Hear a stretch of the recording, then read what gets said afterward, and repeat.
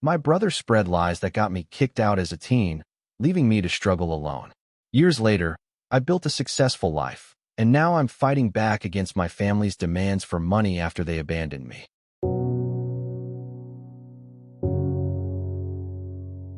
Hey everyone, my name's Natalie, and I'm 28 years old now. I've been a lurker on Reddit for ages, mostly scrolling through posts to distract myself from my own drama, but I finally decided it's time to spill my story.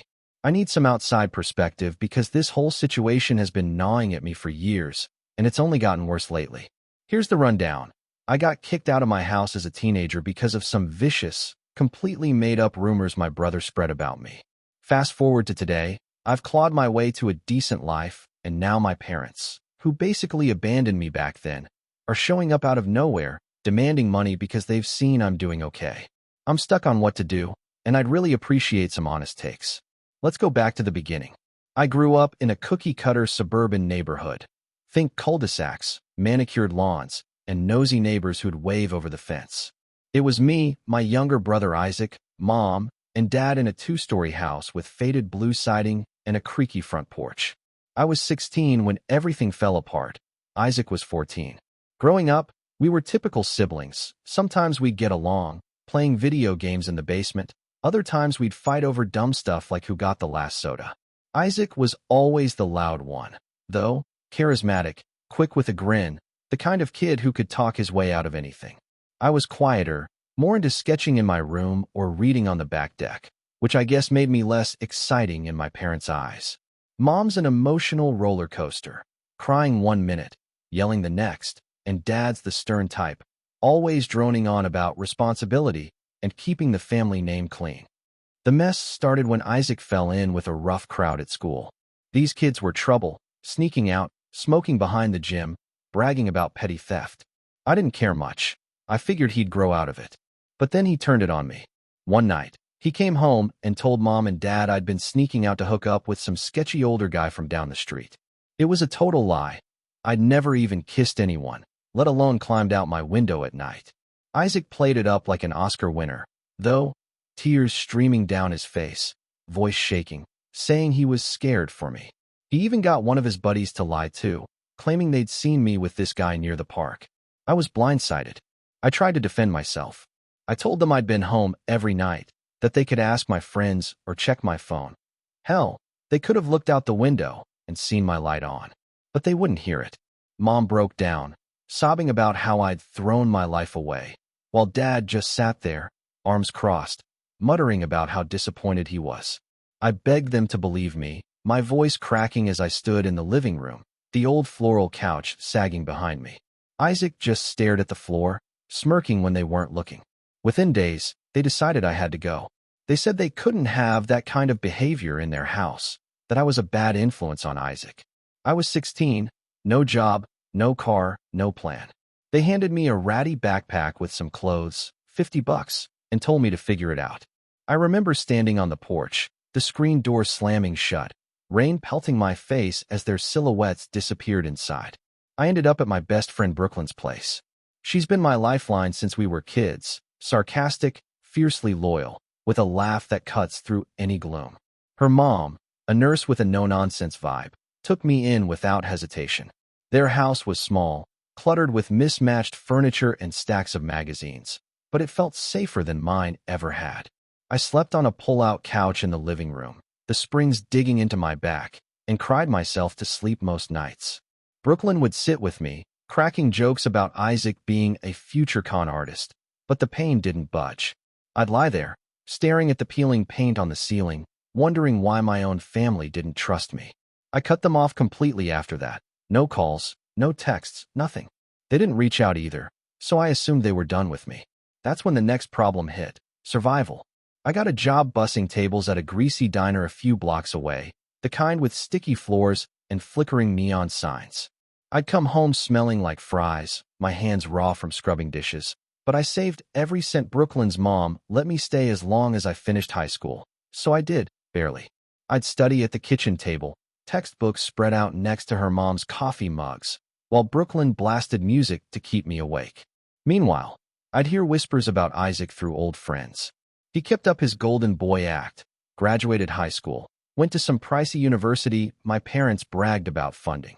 It burned me up, knowing they'd poured everything into him while I was out here scraping by on tips and willpower. Years passed.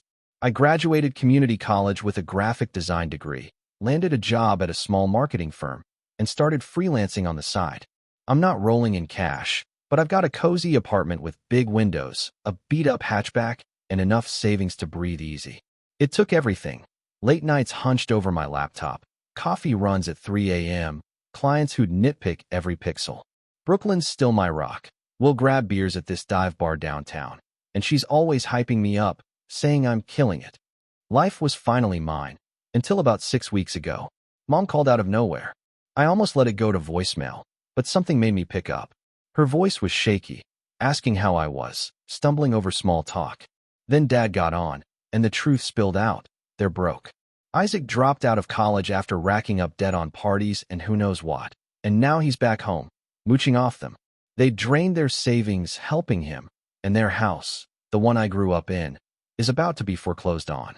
They asked me for 20 grand to get back on their feet. Dad hit me with, "We're family, Natalie.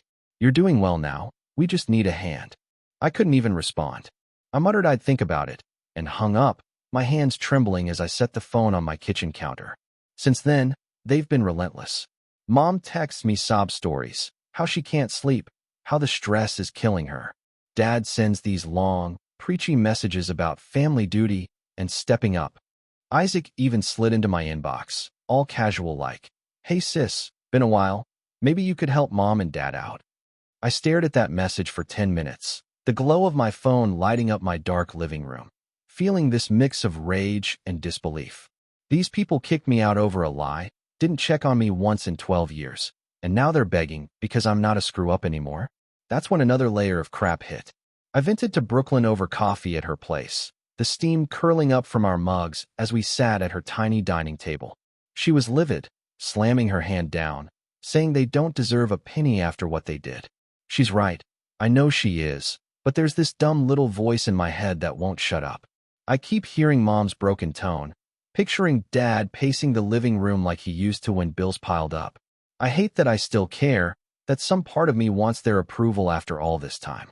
It's like I'm 16 again, standing in that rain, desperate for them to open the door. Then there's my coworker, Emma. She's new at the firm, bubbly, a little naive, always asking about my life. I told her the short version one day during lunch, picking at a sandwich in the break room. She got all wide-eyed, saying maybe my parents had learned their lesson, and this could be a chance to reconnect. It threw me off. Emma's sweet, but she doesn't get it.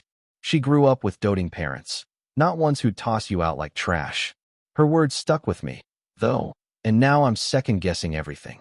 To top it off, I ran into Julian last week at the grocery store, juggling a cart full of cereal and frozen pizzas. He's an old neighbor, chill, a bit gossipy, the kind of guy who'd mow your lawn if you asked. He knew the whole saga from back in the day, so I ended up unloading on him by the produce aisle, the fluorescent lights buzzing overhead. He said he'd heard Isaac's been spinning new lies, telling people I abandoned the family after stealing money from them as a teen. Another fabrication, but it's classic Isaac. Julian warned me to be careful, that my parents might be desperate enough to try something shady, like guilt-tripping me in front of others. Now I'm drowning in it all. If I give them the money, I'm scared they'll just keep coming back, or worse, funnel it to Isaac and let him waste it. If I say no, they'll spin it like I'm the heartless one, and I'll be the villain in their story forever. I've worked so hard for this life. My apartment with its mismatched furniture, my job with its tight deadlines, my quiet nights sketching at my desk. The thought of them dragging me back into their mess makes my stomach twist. But that guilt keeps creeping in, whispering that maybe I'm being too cold, that this could be my shot to fix things. I keep replaying that night they kicked me out, the rain soaking my sneakers, the weight of that backpack, the way the streetlights blurred through my tears. I walked 3 miles to Brooklyn's, my socks squishing, my chest tight, wondering how I'd screwed up so bad. I was a kid, and they picked Isaac's word over mine without a flinch.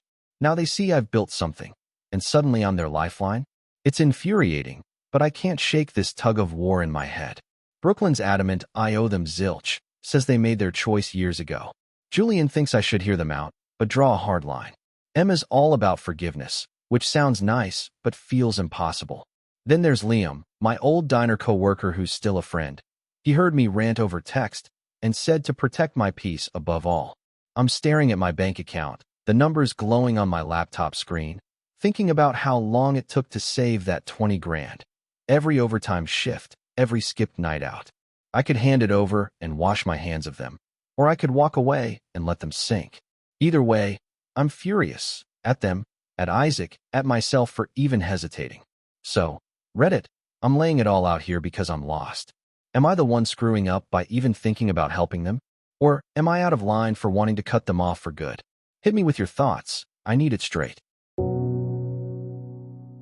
Thank you for tuning in. I hope you enjoyed the story. Don't forget to subscribe and hit the notification bell so you never miss our daily updates.